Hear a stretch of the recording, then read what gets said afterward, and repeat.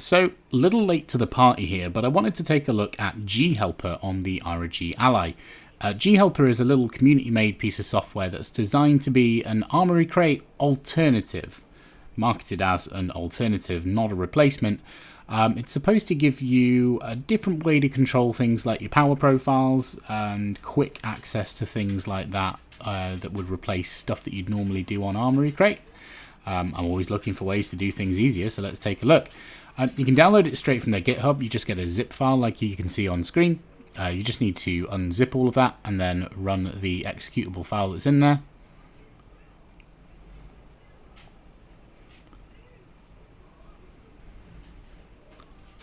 Now, what I'm interested to see is exactly what this brings to the table, because this software is generally designed more for laptops, or it was initially anyway. It was designed for ROG laptops from what I can see. And they've kind of added in some functionality for the ROG Ally. So when you open it up, you get this little screen here, so you can switch between your power profiles at the top and GPU modes. You know, things you would normally access on the Command Center pop-out menu that you can see there. We have other settings, such like setting a battery charge limit, which I think you'd have to do in my Asus instead of Armoury Crate, so it's nice to have that all in one place. And if we click the extra button, then we open up some more specific settings like hotkeys. Now, in here, we've got quite a lot of options. We're able to rebind the control center, ROG button, and the back paddles to other things. The ROG button by default, which is the one on the right under the start button, is bound to opening the G-Helper back up. There are a few preset commands for the other ones that you can choose from. What I do think you need to do is apparently stop the Asus services running as well, which you can see I've done at the bottom by pressing the stop button. That stops them sort of conflicting with each other, I guess. You can see the options that you've got available here. To get really in depth with it though, you can use the custom one and set keyboard shortcuts, but you have to type them out as the references to the keys. There's full guides on the GitHub. It was a little more in depth than I was looking to go with it, to be honest. I think what I'd be interested to see is if you press the new shortcut to open up G-Helper while you're in a game, does that cause any problems with the actual game, especially if it's full screen? Control Center is pretty reliable because it just opens up on the side and it sort of overlays. But I'm not sure if this will, because it is another application. It could boot you out full screen. And I'm also curious if it actually lets you use the controller during that. I suppose what you kind of have to remember is this is a replacement for Armoury Crate, not the Control Center. The Control Center is probably the most useful part of the Armoury Crate system within the ROG Ally, but that isn't present on ROG laptop. No. So this isn't really looking to replace that. However, stopping the services does mean that Control Center no longer opens, which begs the question, what are you actually missing by not being able to open Control Center? I use quite a lot of the functions on Control Center. Replacing the power profiles, that's absolutely fine, because you can rebind it so that the Control Center button just switches between your power profiles. And if that's all you're doing there, then that's absolutely great.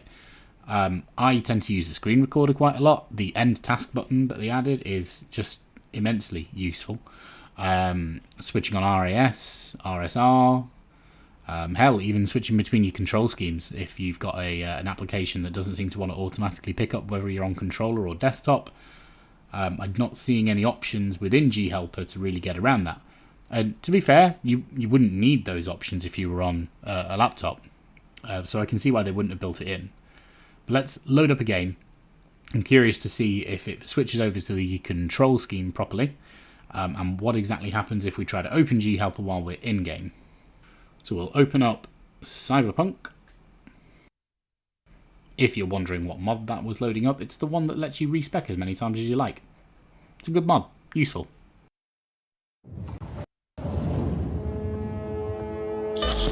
Okay, so I've just clicked the button to open G-Helper and it has booted me back to desktop and opened up G-Helper. And the controller is not moving things around. So I would have to touch on the touchscreen to adjust any options in here. Let's try keeping it on top.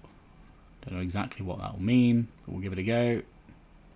Right, so it looks like the controller settings have started up properly, which is good for obvious reasons. Always nice that that works. And pressing G Helper again with it selected on the overlay as being on top, it's still booted me out. That probably isn't what that setting's supposed to do, but yeah, it's booted me out again and pushed me back to desktop. So let's talk about, is this actually useful and who's it for? So this was initially intended, from the looks of things, as something for a laptop. I think the ROG Ally stuff was kind of just added later on down the line. It does position itself as an armory crate alternative, not a control center alternative. But I think by installing this and letting it stop all the actual services from the Asus side, you're losing the most useful tool of the Ally, which is that control center which pops out on the side. You're losing the flexibility that gives you with how you can customize your controls. As much as it's nice being able to swap between your power profiles with one button, that extra button in control center was never really causing me that much of a problem. I'm not really seeing this as something that's especially useful for the ROG Ally specifically. For a laptop, an ROG laptop, sure, I can absolutely see the use case for this. I can see why people were going for it. But I think you're probably losing too much and compromising too much. I've never had a problem with Armory Crate. I've not felt a need to have an alternative.